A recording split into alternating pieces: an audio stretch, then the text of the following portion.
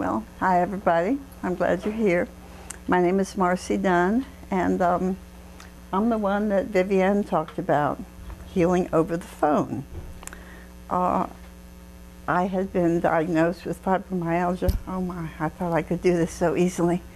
In 1994, and it wasn't until about 4 years ago, in '07, I heard about Vivienne through a friend that I had never met, who was part of a telephone community that I am part of.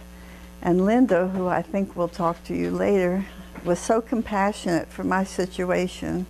I really just had lost my life, and she said, she told me that she had had fibromyalgia as well, and that she was over it, like I told you.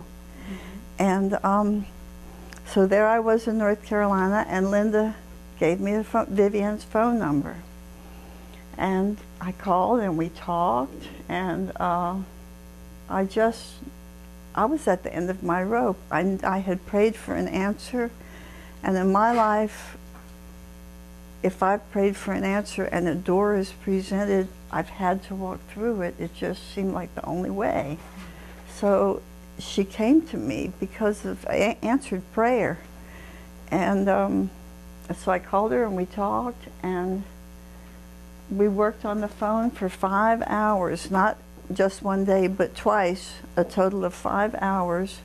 And at the end of the first time, which was about 3 hours, I was just better and lighter, and it was not painful, and I didn't have to relive any kind of traumatic experiences. It was, somehow Vivienne knew how to, she held me in a strong, safe place, and I was just able to release. And we spent about 2 more hours on the phone after that, and she offered follow-up care, which I really didn't need, but I appreciated. And I just am here to say that